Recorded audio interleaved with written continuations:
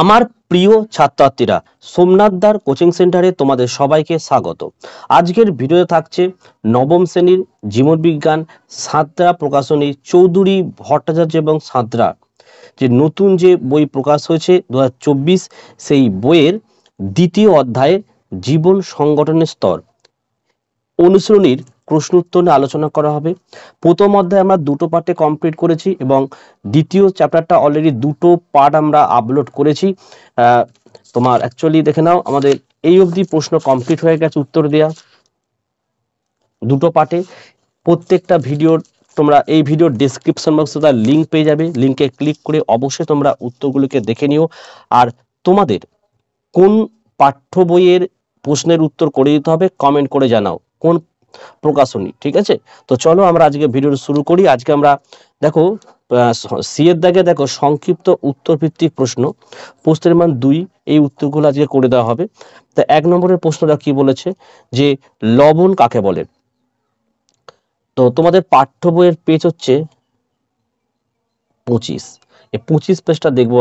দেখো এই 25 পেজে দেখো এখানে উত্তর লিখবে যে কোনো অ্যাসিডের প্রতিস্থাপনযোগ্য হাইড্রোজেন পরমাণু কোনো ধাতু বা ধাতুধর্মী মূলক দ্বারা সম্পূর্ণ বা আংশিক প্রতিস্থাপিত হলে যে যৌগ উৎপন্ন হয় তাকে লবণ বলে।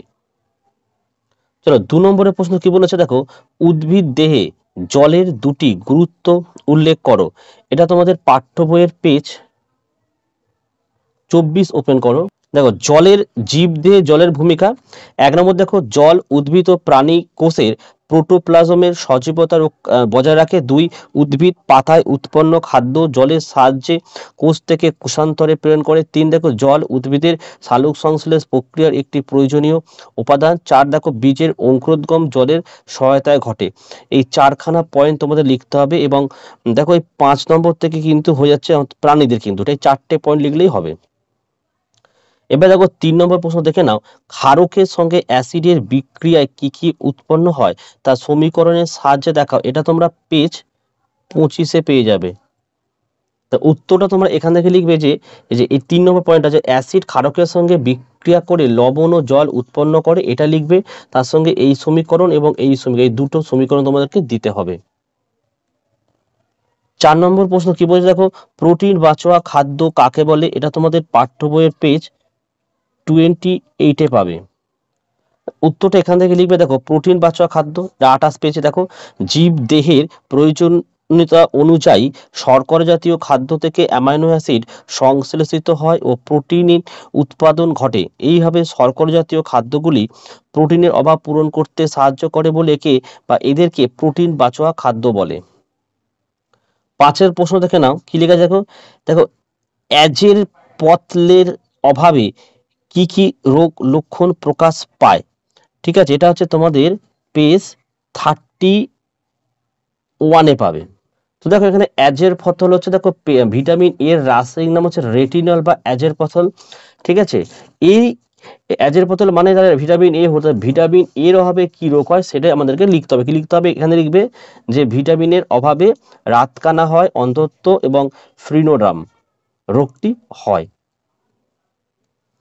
দেখো 6 নম্বরের প্রশ্নটা কি বলেছে, রিকেট রোগ হয় কোন ভিটামিনের অভাবে। এটা মুখে বলছি উত্তরটা ভিটামিন ডি এর অভাবে। হ্যাঁ, আর কোন খনিজের অভাবে, সরি, রিকেট রোগ হয় কোন ভিটামিন ও কোন খনিজের অভাবে। তাহলে যদি ভিটামিন বলে তাহলে অবশ্যই ভিটামিন ডি করতে হবে। আর কোন খনিজের অভাবে, এটা হচ্ছে তোমার ক্যালসিয়াম, সি এ, ক্যালসিয়ামের অভাবে হয়। এবারে 7 নম্বরের প্রশ্ন দেখে না কি বলে দাও, পেরিমাইটোকন্ড্রিয়াল স্পেস কাকে বলে। তো এর উত্তরে তোমরা তোমাদের পাঠ্য বইয়ের পেজ 36-এ পাবে। এখানে উত্তরে লিখবে দেখো এখান থেকে যে একটি মাইটোকন্ড্রিয়ায় বহিঃপর্দা ও অন্তঃপর্দার মাঝখানের প্রকোষ্ঠ থাকে, একে পেরিমাইটোকন্ড্রিয়াল স্পেস বলা হয়। আচ্ছা, নেক্সট হচ্ছে আমাদের 8 নম্বর প্রশ্ন। দেখো দেখো প্রাইমর্ডিয়াল ইউট্রিকল কাকে বলে। এটা তোমাদের পাঠ্য বইয়ের পেজ 40-এ পাবে। উত্তরটা এখানে লিখবে 40 নম্বর পেজে। দেখো এখানে হবে যে প্রাণীকোষের ভ্যাকুয়ালগুলি আকারে খুব ছোট এবং সংখ্যায় কম হয়। অনেক সময় প্রাণীকোষের ভ্যাকুয়াল থাকে না। পরিণত উদ্ভিদ কোষের ভ্যাকুয়ালগুলি পরস্পর মিলিত হয়ে একটি বড় ভ্যাকুয়াল সৃষ্টি করে, ফলে নিউক্লিয়াস সহ সাইটোপ্লাজম কোষপ্রাচীরের ভেতরের দিকে পরিধি বরাবর বিন্যাসকে ভ্যাকুয়ালকে বেষ্টন করে সাইটোপ্লাজমের এই রকম বিন্যাসকে প্রাইমোরডিয়াল ইউট্রিকল বলা হয়। চলো 9 নম্বরের প্রশ্ন কি বলছে দেখো, নিউক্লিয়াসের প্রধান কাজ কি? নিউক্লিয়াসের প্রধান কাজ কি? তোমাদের পেজ 35 এর উত্তর পাবে। দেখো নিউক্লিয়াসের কাজ, 1 নম্বর দেখো, নিউক্লিয়াস আদর্শ কোষের একটি প্রয়োজনীয় ও সংযোজক অংশ যা কোষের বিভিন্ন বিপাকীয় ক্রিয়াগুলিকে নিয়ন্ত্রণ করে। 2, নিউক্লিয়াসের জেনেটিক পদার্থ ডিএনএ কোষ থেকে কোষে এবং জীব থেকে জীবে বংশগত বৈশিষ্ট্যগুলি বহন করে। 3, দেখো নিউক্লিয়াস আরএনএ ও প্রোটিন সংশ্লেষ বিশেষ ভূমিকা পালন করে। 4, দেখো নিউক্লিয়াস কোষ বিভাজনের গুরুত্বপূর্ণ ভূমিকা পালন করে। এবার আমাদের 10 নম্বর প্রশ্ন কি বলেছে দেখো, কোষ প্রাচীরের কাজগুলি সংক্ষেপে লেখো। এর উত্তর তোমরা পাঠ্য বইয়ের পেজ 32 পেজে এর উত্তরটা পাবে। সরি, পেজ 32 না, পেজ 33-এ এই কোষ প্রাচীরের কাজ হবে। তোমরা দেখো এইখানে লিখবে, এই যে কোষ প্রাচীর নিম্নলিখিত কাজগুলি সম্পন্ন করে। 1, কোষের প্রোটোপ্লাজম এবং প্লাজম পর্দাকে বাইরে আঘাত থেকে রক্ষা করে। 2, কোষ প্রাচীর কোষকে যান্ত্রিক শক্তি প্রদান করে। 3, ভেদ্য কোষ প্রাচীর পাশাপাশি দুটি কোষের মধ্যে জল ও খনিজ পদার্থ আদান প্রদানে সাহায্য করে। আচ্ছা, এবারে নেক্সট হচ্ছে আমাদের 11, দেখো মাইটোকন্ড্রিয়ার ধাত্র কি? এই 11 নম্বরের প্রশ্নের উত্তর তোমরা পেজ 36-এ পাবে। চলো পেজ 36-এর উত্তরে এখানে লিখবে যে মাইটোকন্ড্রিয়ার অন্তঃপর্দা ঘেরা ভিতরের প্রকোষ্ঠকে অন্তঃপ্রকোষ্ঠ বলে, আর এই প্রকোষ্ঠের অর্ধতরল পদার্থকে ধাত্র বলে। নেক্সট হচ্ছে আমাদের 12 নম্বরের প্রশ্ন, দেখো কি বলেছে যে কার্ট হুইল মডেল কাকে বলে? এই উত্তরে তোমরা পাঠ্য বইয়ের পেজ 41-এ পাবে। দেখো উত্তর তোমরা এখান থেকে লিখবে 41 পেজে। দেখো প্রস্থচ্ছেদে সেন্ট্রিওলের কেন্দ্রে একটি গরুর গাড়ির চাকার মতো সংগঠন দেখা যায়, একে কার্ট হুইল মডেল বলে। নেক্সট দেখো আমাদের 13 নম্বরের প্রশ্ন কি বলেছে যে প্যারেনকাইমা কলার দুটি বৈশিষ্ট্য লেখো। পাঠ্য বইয়ের পেজ 44-এ এর উত্তর পাবে। তো দেখো প্যারেনকাইমা কলার বৈশিষ্ট্য দেখো পাঠ্য বইয়ের 44 পেজে পেয়ে যাবে তোমরা। এই দেখো এই যে প্যারেনকাইমা কলা এবং তার বৈশিষ্ট্য 4-5টা রয়েছে। 1, এই কলার কোষগুলি সজীব। 2, এই কলার কোষান্তর রন্ধ্র থাকে। 3, কোষ প্রাচীর পাতলা ও নরম। 4, পরিণত কোষে প্রোটোপ্লাজম থাকে। 5, কোষ প্রাচীরে কূপ থাকে না। হয়ে গেল। নেক্সট প্রশ্ন আমাদের দেখো 14, জাইলেম কলার উপাদানগুলি কি? এটা পেজ 45 এর উত্তর পাবে। দেখো এই হচ্ছে আমাদের জাইলেম কলা। দেখো উপাদান কি কি থাকে। জাইলেমের উপাদানগুলি হলো ট্রাকিয়া, ট্র্যাকিড, জাইলেম প্যারেনকাইমা এবং জাইলেম তন্তু। নেক্সট আমাদের 15 নম্বরের প্রশ্ন, দেখো ফ্লোয়েম কলার উপাদানগুলি লেখো। এটাও পেজ হচ্ছে 45-এ পেয়ে যাবে। তো এর আগের প্রশ্ন হলো জাইলেম। দেখো জাইলেমের অপোজিটে ফ্লোয়েম রয়েছে। দেখো ফ্লোয়েমে এই হচ্ছে উপাদান, এটা হচ্ছে জাইলেমের উপাদান, এটা হচ্ছে ফ্লোয়েম কলার উপাদান। কি কি রয়েছে দেখো, ফ্লোয়েমের উপাদানগুলি হলো সিপ কোষ, সিপ নল, সঙ্ঘী কোষ, ফ্লোয়েম প্যারেনকাইমা ও ফ্লোয়েম তন্তু। নেক্সট দেখো আমাদের 16, আবরণী কলা কোথায় থাকে? এটা হচ্ছে আমাদের 16 নম্বর পেজ 45-এ পেয়ে যাবে। আবরণী কলা কোথায় থাকে মানে এখানে আবরণী কলার অবস্থান লিখতে হবে আমাদেরকে। দেখো এই হচ্ছে আমাদের আবরণী কলা। দেখো বৈশিষ্ট্য অবস্থান কি লিখেছে, এই কলার ত্বক, বিভিন্ন অঙ্গ ও তন্ত্রের মুক্ত তলে অবস্থিত। চলো 17 নম্বরের প্রশ্ন হচ্ছে পেশি কলার দুটি কাজ লেখো। পেজ 46-এ এর উত্তর পাবে। দেখো এই হচ্ছে আমাদের পেশি কলা, অবস্থান, গঠনগত বৈশিষ্ট্য এবং কাজ। এই হচ্ছে কাজ। 1 কি আছে দেখো, পেশি গঠন, প্রাণীদের আকৃতি প্রদান। 2, দেহের অভ্যন্তরীণ অঙ্গগুলিকে রক্ষা করে। 3, অঙ্গ প্রত্যঙ্গ সঞ্চালনে, চলন ও গমনে, পুষ্টিগুলির মধ্যে খাদ্য সঞ্চালনে, নিঃশ্বাস প্রশ্বাসে সাহায্য করে। এবার তোমরা 18 নম্বরের প্রশ্ন দেখে নাও কি বলে, ত্বকের দুটি কাজ উল্লেখ করো। ত্বকের দুটো কাজ এটা পেজ 47-এ পাবে। দেখো পেজ 47-এ এখানে ত্বকের দুটি কাজ বলেছে। কাজ বলতে এখানে আমাদের ভূমিকা লিখতে হবে, ঠিক আছে। কি আছে দেখো, দেহের কোমল অংশকে রক্ষা করে। 2, দেহের তাপ নিয়ন্ত্রণ এবং রেচন বস্তু ক্ষরণে বিশেষ ভূমিকা গ্রহণ করে। নেক্সট দেখো আমাদের 19 নম্বরের প্রশ্ন বলছে অগ্নাশয় কোথায় থাকে? ঠিক আছে, তো এটার উত্তর হচ্ছে পেজ 47-এ তোমরা পাবে।